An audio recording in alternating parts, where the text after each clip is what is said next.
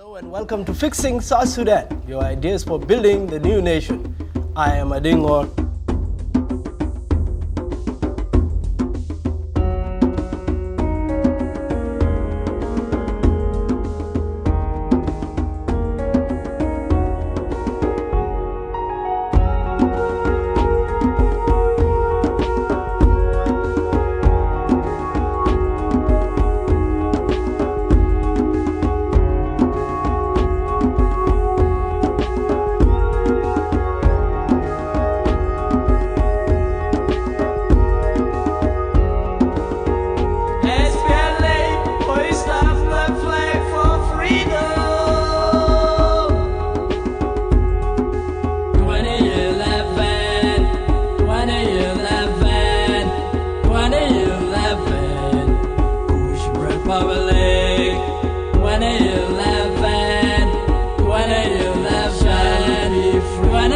Hello and welcome to Fixing South Sudan, your ideas for building the new nation.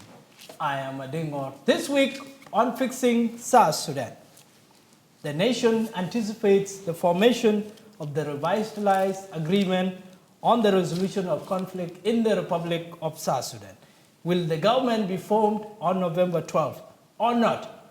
What are the reasons that favor formation, or what are the reasons against the formation of the government? And joining us in the program is our fixing panel, namely Honorable Dr. Peter Adwok Nyaba, former Minister of Higher Education and a prominent South Sudanese scholar and commentator. To my left, welcome to the program. Thank you. Also joining us is Honorable Dr. Betty Achan Ogwaro, former National Minister of Agriculture and a member of the leadership of the South Sudan National Dialogue. Pleasure to have you. Welcome to the show. Thank you. And last but not least is Honorable Dr. Zakaria Deng Majuk, businessman and analyst.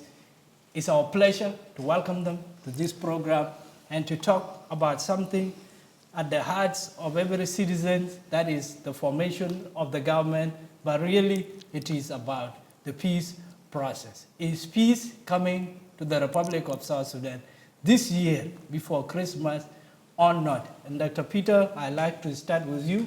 And can you discuss the situation that we are seeing in the Republic of South Sudan? Welcome.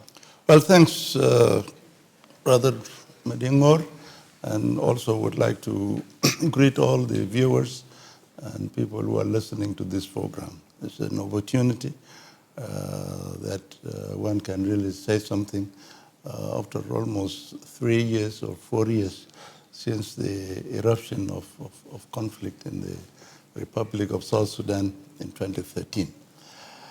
Yes, South Sudan is in a very critical situation.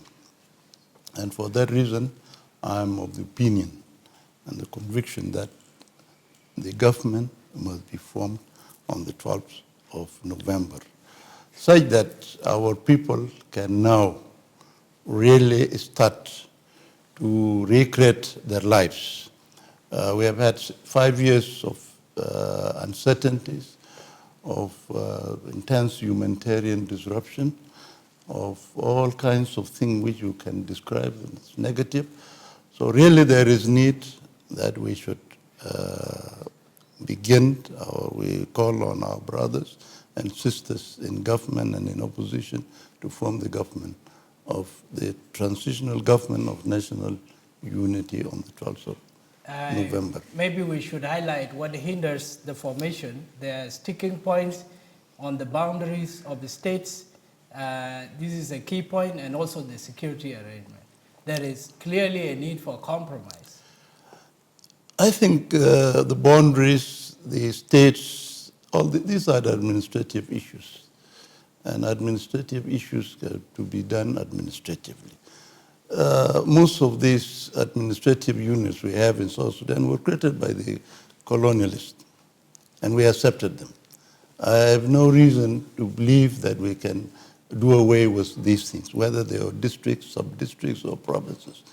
You see, these are things which we found, and they can still be done in order to have peace in the country. So to me, the boundaries the number of states. You can have as many as you want, depending on whether these are feasible economically, or and should not be the ones that can really handle and keep the country in a kind of a hostage to a situation of uncertainty. Dr. Betty, you have just heard from Dr. Peter Adwok, and he's talking about a dire situation that the nation finds itself in, and the dilemma of whether to form the government or not. Well, thank you very much, Madin. And I would like to thank the viewers of this program. Peace is needed in South Sudan as soon as yesterday. For delaying the formation of the government means increasing the suffering of the people. There are things that can be done once the government is formed. Things like boundaries. It doesn't have to be done before formation of the government, because once the government is formed, the government of the area would then work towards the allocation of the boundaries or demarcating the boundaries. Things like a number of states. There are certain states that would automatically work itself out, because you need certain requirements for a state to be functional. It is the desire of people that we must have states, as many as we want. You remember during the national dialogue, people of Barghazal said they wanted the 32 state plus one. They wanted Raja to have another state, so that would be 33.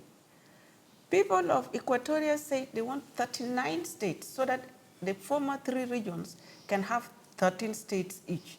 And to them, that will be equitable, that will satisfy the needs of everybody.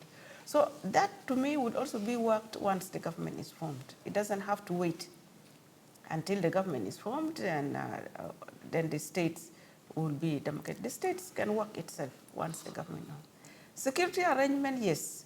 This is a difficult one, but also, if there is a political will, there should be a will to sort out the security arrangements from all the parties that signed the agreement. They need now to work together to bring all their armies together, so that the armies are sorted out, they are trained, they are divided, and they begin to work. This country needs everybody. So we don't want people who are still sitting in the bush and those who are already in town, because the government is not formed. Can I get you to elaborate on the point you made about the suffering of the people of South Sudan? People of South Sudan definitely are suffering. Today, I could say a member of parliament like myself earns $25. It cannot buy even a sack of 50 kilos maize in my house to feed the people. The women, you can see if there is peace in the country, you see the happiness in the face of the women. Women are suffering today because they cannot sustain the lives of their families. As a result, we hear of Toronto, children who are going to steal. We hear of niggers. These are results of having sufferings of the people. Sufferings go beyond the economic suffering, because that is the major one. But also, if you don't silence the guns, fear itself leads to a lot of suffering of the people. People cannot move at night because they are afraid. Afraid of the Torontos, afraid of the gangsters, but also afraid of being killed by unknown gunmen. There should be, it should not be business as usual. It shouldn't be business as usual. It should be business differently. Even when they sign the peace agreement, personally, I expect the leaders to come out and say, our vision for South Sudan is like this. This is how I want to see South Sudan going. And then the rest of the ministries and ministers must develop their strategic plans to go towards that vision. That is one thing that is missing in the peace agreement and also in the way we do our businesses. Dr. Zakaria, you can come in here, your view about the situation, the prevailing situation in South Sudan and the dilemma of government formation. Comrade Madingor, thank you very much for hosting me. First of all, let me just greet your viewers, and I'm sure that this program, a lot of people are watching it and they have a hope, and always, I'm one of the people who have been following this program very well. But let me also greet my elder brother, Dr. Zakaria Ball, and that's why most of the people are giving me the name of doctor. So I want to greet my elder brother, Dr. Zakaria Ball, and wherever he is now. So coming to the point, you see, I'm one of the people who believe strongly when people come to discuss something, we need to talk from our bottom of heart. Suffering of people of South Sudan, I think everybody knows, and why our people are suffering, because it is we who make them to suffer. And it is we who are supposed to know that nobody will come from elsewhere to come and correct the situation. The other thing also that I put in my mind when we discuss such a things, formation of the government or not, what is the duty of the government after the government being formed? What are the duties that the government is supposed to deliberate? Because current now we have a government. And as my comrade said, Honorable, that and as Prof said also, people are suffering and we have government.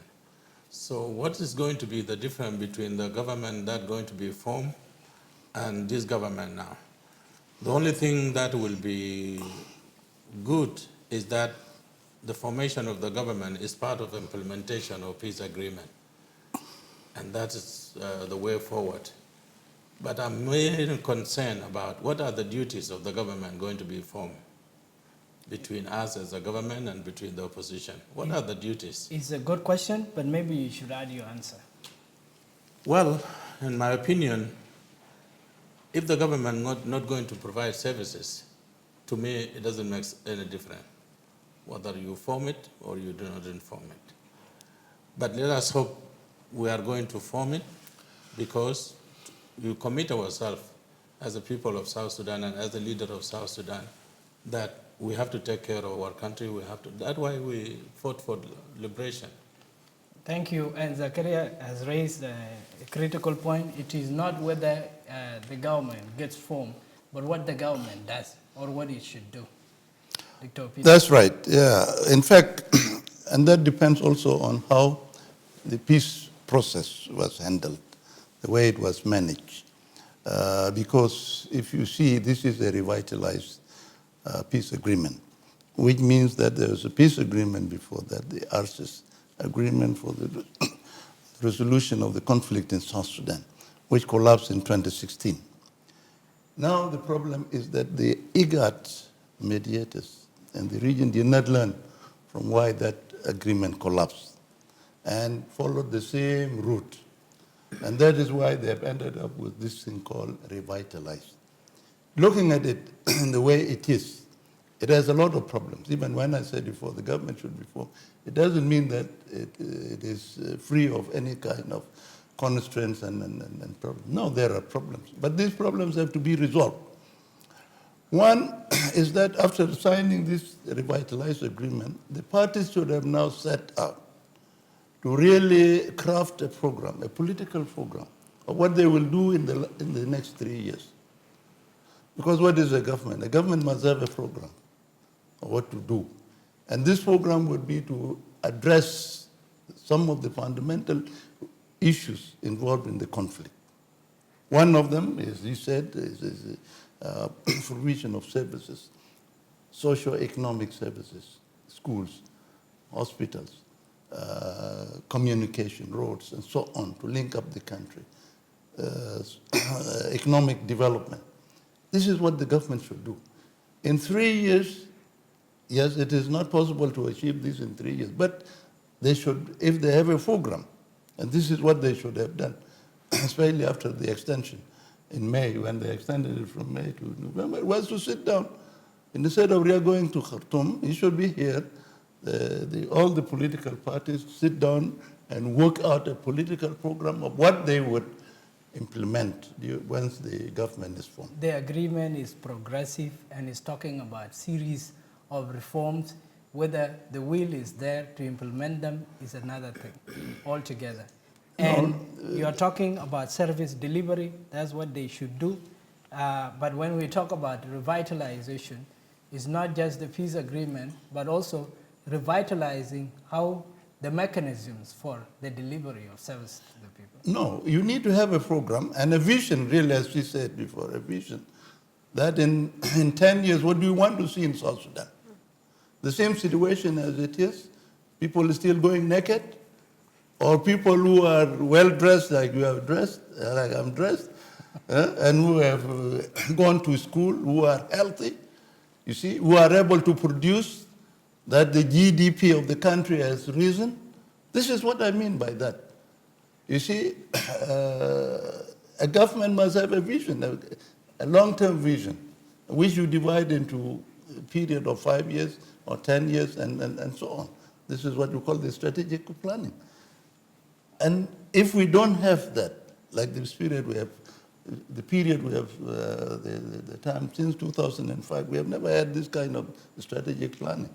So 14 years now is lost on South Sudan. There has to be a break from the past. So that's it. You need to agree. We wanted these guys to sit down, and they will be helped by some of people who have ideas. Okay? Say that these ideas, once they accept them, that, look, this is what we want to do. Now it is, you give it a timeline. That in the first year, what are you going to do? In the second year of the transitional period, what are you going to do? In the third year, what are you going to do before the elections? Okay? But now, because the way the peace agreement was geared to, was that, okay, it's because they are all talking about power and power sharing. There is power aspect, but there is also the reforms aspect. No, there is no, it's just power. Who You are has the saying power? that is not adequate. No, it's not They adequate. should sit down and come up with a comprehensive program. Yes, and with that, because then you know now, because with power you have a risk after 3 years, the risk of elections. And some of us, I personally believe that elections will never solve any problem. It returns us back to square one. It's not going to be a solution. So it is this kind of dialogue which you had this, you link up this peace agreement and what has been done, what has been agreed in Addis to the national dialogue in order really to produce a long-term program for the country. Dr. Betty, when people talk about peace implementation, they talk about peace agreement, peace dividends. And there should be dividends for this peace, for the people of South Sudan to know that indeed peace has come. That is very true. Unless people feel that there is peace, and peace is felt in many ways. First, the security of the country. People must feel they are safe, they can go anywhere, they can do anything without fear. That's number one. Number two, they have to see that the economy of the country is developed to satisfy the people. And by the way, economy of the country is never developed by the government. It is the private sector that normally actually builds the economy of the government, of the country. So if the private sector could be given that freedom to develop economy, people will begin to see peace in their hearts, because they will begin to see that prices are going down, food is affordable, food is reached at everywhere, every distance. People who are cultivating are able to go and cultivate and harvest and eat from what they produce and also sell the excess. So the private sector is very important in this peace agreement. And I have not seen the peace agreement really rallying the private sector with them. The peace agreement is more or less, as Dr. Peter has said, about power sharing between the two major oppositions, the SPLM and the SPLM-IO. Today, as the political parties are meeting at the National Dialogue, they were talking about this peace agreement as only named 2 people. And there are 52 other political parties. So are we really safe? Do we think we will have 9 million or more? Yeah. Do we have peace coming into South Sudan when there are people, there are political parties who are still thinking they are on the edge and the agreement is only signed by 2 people? So it needs to be inclusive. The peace agreement was rushed by IGAD. Definitely, yes, they wanted to silence the gun, which is important. But if you silence the gun broadly, but underneath there are other guns still going, hunger is a gun. Yeah? I said this in 2011 when I was the Minister of Agriculture, that if we don't put agriculture as our mainstay, a hungry person is an angry person. And it didn't take so long. We became hungry, so we became angry, and we went to war. It didn't take long. The point about the private sector, empowering the private sector, how to do it? One, the government should give the private sector the free hand to implement, to import, to sell. Although I would also suggest that it shouldn't be free market economy, because free market economy has actually brought us down now. Because the private sector begin to put prices beyond the control of the market itself. But there should be regulations from the government, but there should be encouragement and subsidies from the government to the private sector, especially on the things that are really important, like food is number one. But private sector should be encouraged in education actually also. There should be laws that allows private people, private sector to open schools, but according to the law, and the standards also should be monitored. Health services should also be encouraged by private sector, not the type of health services we have in South Sudan today by private sector, where anybody who comes from anywhere outside South Sudan will begin to claim he's a doctor, and we don't check. We don't check whether that person is really a doctor, whether he has attained the full certificate to become a doctor, whether he is tested. We should have a place also where we test these doctors who come from outside. They should sit exams. Right. If they pass exams, then we'll allow them to operate. But no, even an administrator in a foreign country will come here and open a clinic and will begin to administer drugs. We are not checking that. That also doesn't tell us that there is peace. That is another war that we need to fight. Because of our ignorance, we are allowing people to come in. Zakaria, Dr. Peter talks about the revitalized government having a vision that works for the country. And for that vision to be realized, there are vices that have to be fought. And people often talk about rampant corruption, the mismanagement that is being seen in the economy. Both the oil and non-oil revenues are squandered. This has to change. I absolutely agree with him. And the question, how? And as I always believe, is that the people of South Sudan, they fear the law. But the problem, we are not implementing the law. No accountability. Because as soon as Zakaria is being held accountable of what he did, definitely Mading Ngor will not do it again and elsewhere. But the problem, you find most of the people who actually committed the thing, sometimes they have people even to protecting them, not to be held accountable. But I believe as soon as we come to the point that we need to hold whoever made any crime to be held accountable, definitely everything will be well and good. And indeed, there are a lot of things need to be done. And talking about fixing South Sudan is before we fix South Sudan, we need to fix ourselves as a South Sudanese people. And how?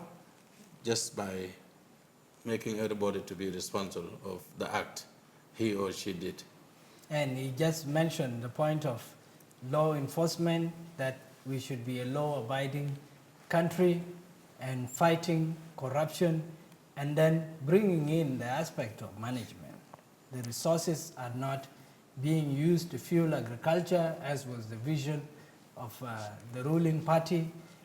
It's not being implemented. Dr. Betty. One of the major problems of South Sudan is corruption.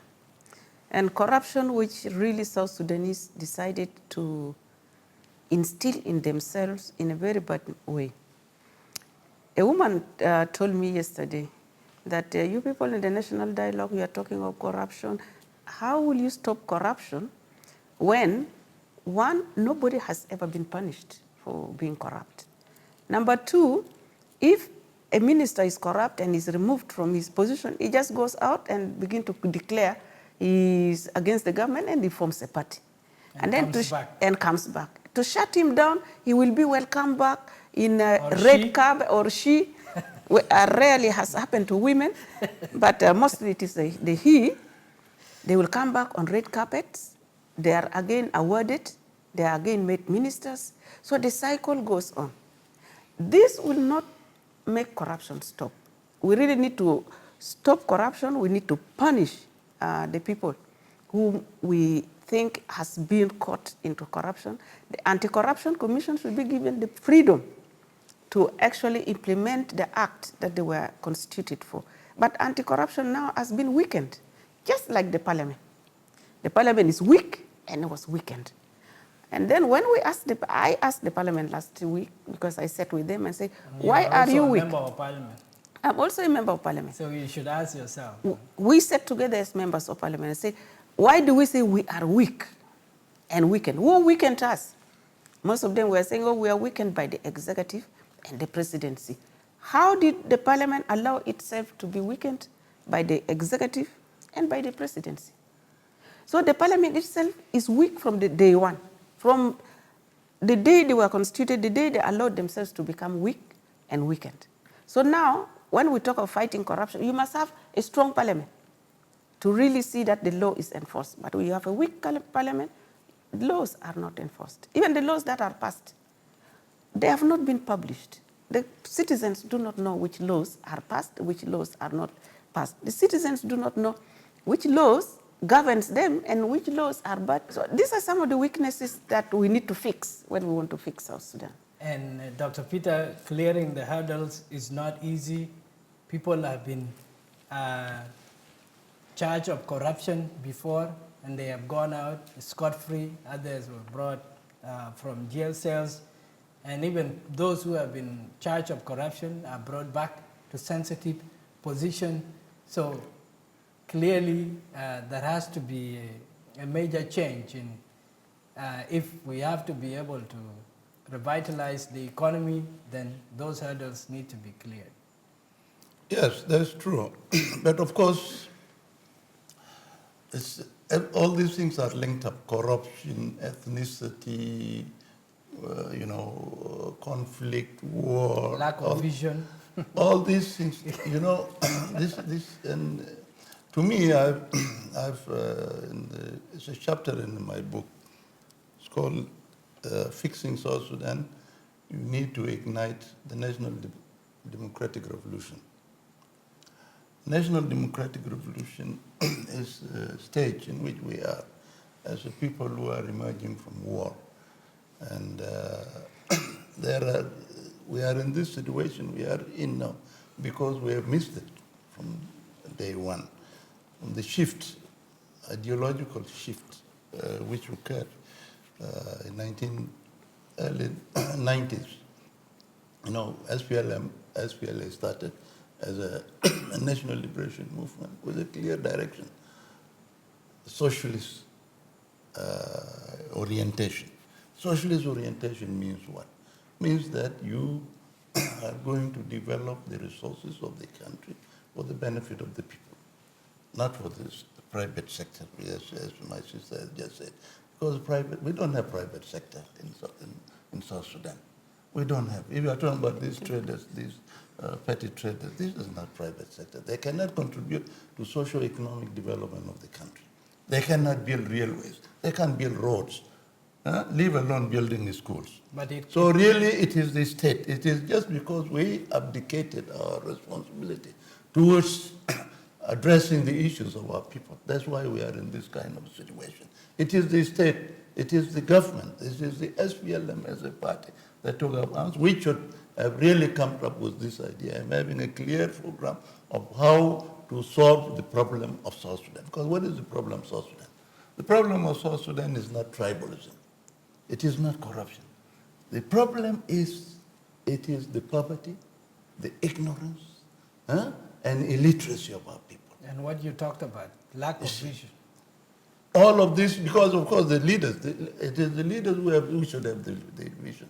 But the real problem which is facing South Sudan and most of the post-colonial African countries is the poverty of our people because of centuries, because of neglect You see, economic neglect and marginalization. You see, the lack of development. So this is the problem that needs to be solved.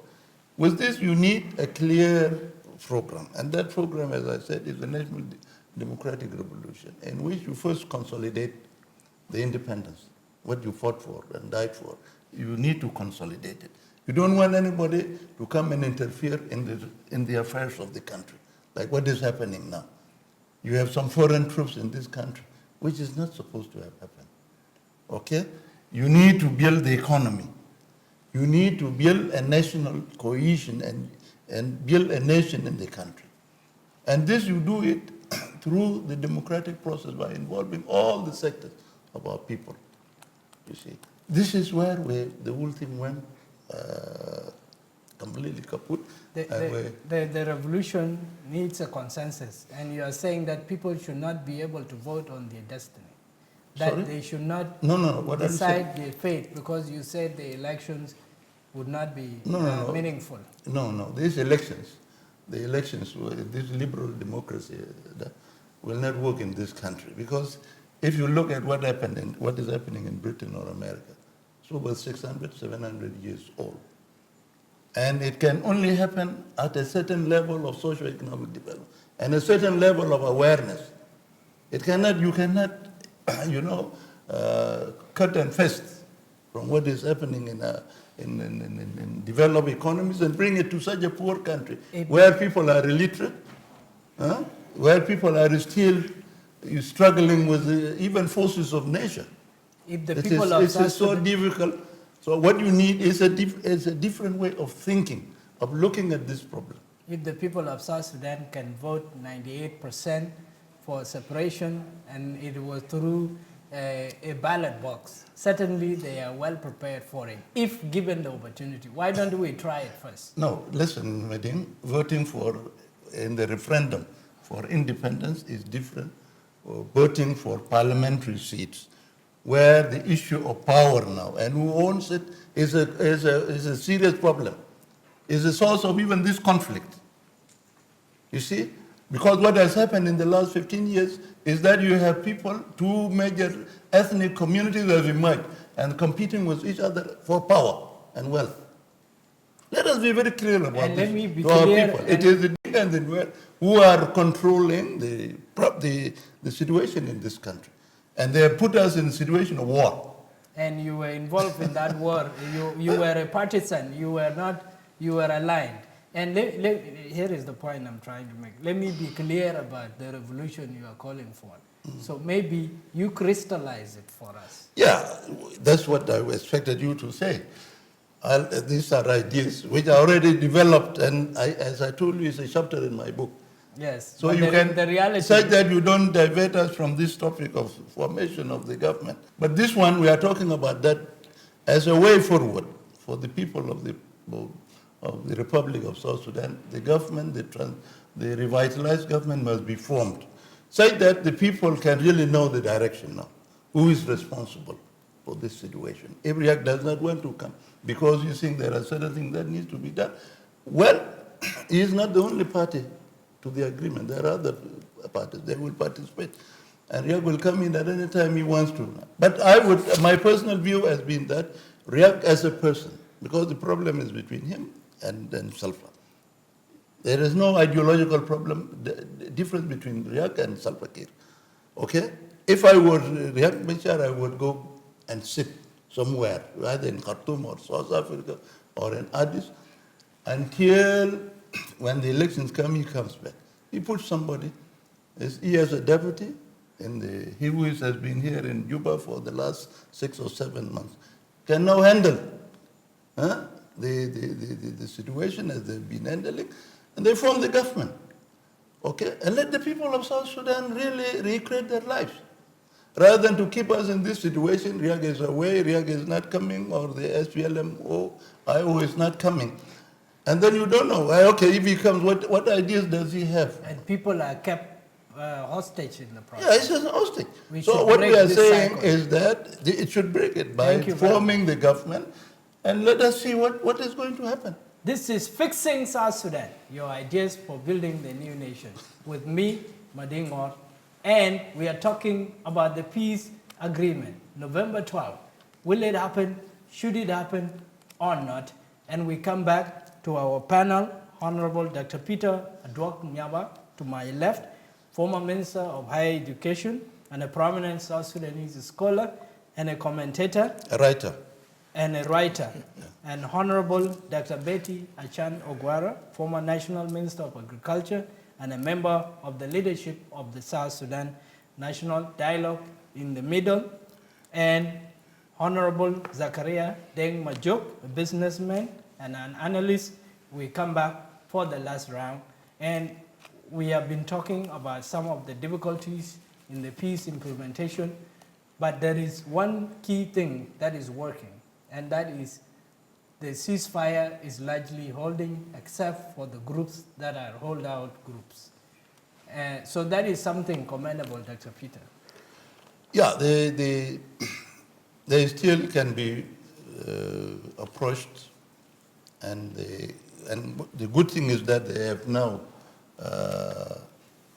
accepted to meet the IGAD mediators so that they can join the peace process. So really, it is the forces in central Equatoria who are still active, and Upper Nile, which was really the epicenter of the conflict, has subsided, and I think it is holding there. So really, what needs to be done is to approach these guys and take the peace message to them, say that they are able to respond and also join the rest of South Sudanese for peace. You know, if you look at why is it important? Because why is it important to form the government? When you have a government, at least you know who is responsible for what. And this is not saying that, I'm not trying to say that because there's already a government now. And things, but because there's a war situation and the situation of conflict, the government is kind of held up. It cannot be able to do. So somebody will say, I'm unable to build the road because of this kind of situation. I'm unable to dredge the river, for instance, going to Malakal or going to Wau because of this and this situation. So once we have this situation that the guns are silent, the resources that was going to the war is now diverted to development, this is a very positive thing. Fixing South Sudan can happen. Yeah. And ceasefire is holding. What do we do about the holdout groups? And even from the point of view of national dialogue. Ceasefire is very important, and I'm happy that it is holding. The holdout groups have to be involved. They have to be contacted. They have to also commit themselves because they are South Sudanese. If they are fighting for the good of South Sudanese, peace is the good of South Sudanese. So they should not be outside the fence. They should come actually and say their problems while they are inside. Formation of government is very important because once you form a government, now people are looking at a government of national unity. We have a government, but because there are some people still on the fence, the world is looking at us like it's a partial government. So we want a full government where people can say this is a government of national unity, everybody is involved, and everybody is accountable. Without that, those who are still outside can claim that the people inside are the one responsible for insecurity in South Sudan. The people in government will claim that those who are still not in government are the one responsible for the insecurity of South Sudan.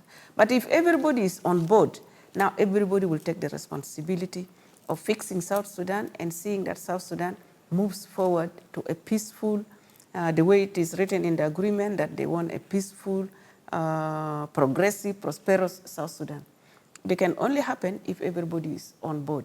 And I'm happy that many of those parties who were not involved are now coming up and saying they are being involved. Those who are holding out also now they are being reached. And I'm sure if all South Sudanese can decide to say that South Sudan is number one. So we should all work for the progress of South Sudan, being a South Sudanese. I think we will then fix South Sudan. And let's wrap the show up by getting you to make your appeal to the leaders, and if you have a message for the people of South Sudan, starting with you. Well, I'm appealing really to our leaders because, as I mentioned before, the suffering of the people of South Sudan was created by the people, the leaders of South Sudan themselves. And they know what they're supposed to do. And I know there's nothing personal between Comrade Selva and Comrade Riak. Otherwise, all of us will witness in J1 when Comrade Selva protected Riak. If there was something personal between them, that would be a very great opportunity for him to finish Riak. That thing never happened, and we were respected because of that. Now, for the people of South Sudan, they are great people, and they know very well they are great people. And people now, everywhere, they appreciate the suffering, the people of South Sudan. But I think it is time for our leaders now to understand enough is enough. Thank you. And your message to the people of South Sudan and to the leaders of South Sudan, including yourself. My message to the leaders, first, to the leaders of South Sudan, is that they should see the suffering of the people of South Sudan, and they cannot lead people who are suffering. They should lead people who are happy. So they should really unite, work together, form the government, work towards peace and prosperity of the country. And to the people of South Sudan, I would also say you should encourage the leaders to work for peace. Particularly, I want to send my message to the youth that you should not allow to be used to fight a war that will destroy yourself to start with, destroy your family, and destroy the country. You should now ask, instead of asking for a gun, you should ask for a hoe or a tractor. Instead of asking for bullets, you should ask for seeds, so that at least you have food on the table and your family is eating. For the women of South Sudan, I want to say that you have really had a lot of suffering, and you have always said enough is enough. So the women's voice to the leadership is saying enough is enough of war. We want peace, we want prosperity, we want happiness for our children in this country that we fought for, we love it, and we want to take it forward. Dr. Peter, lastly. Yes, first I want to really appeal to the leaders that this short time which has remained before the formation of the government should be made use of in order really to craft a program, a political program for the 3 years, because it is important to have a very clear idea of what to do in 3 years. The other thing is that the peace is a process. It doesn't end. It's not an event.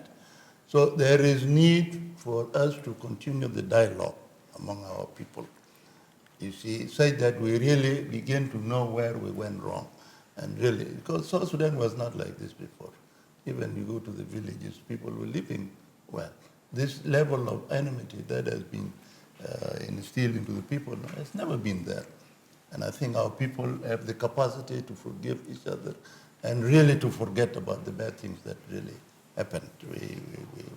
All of us are responsible. It is not, this thing of finger pointing is not the best way of doing it. We must accept the responsibility. And the leaders should be able to self-criticize themselves for all that has happened, which has taken our country back.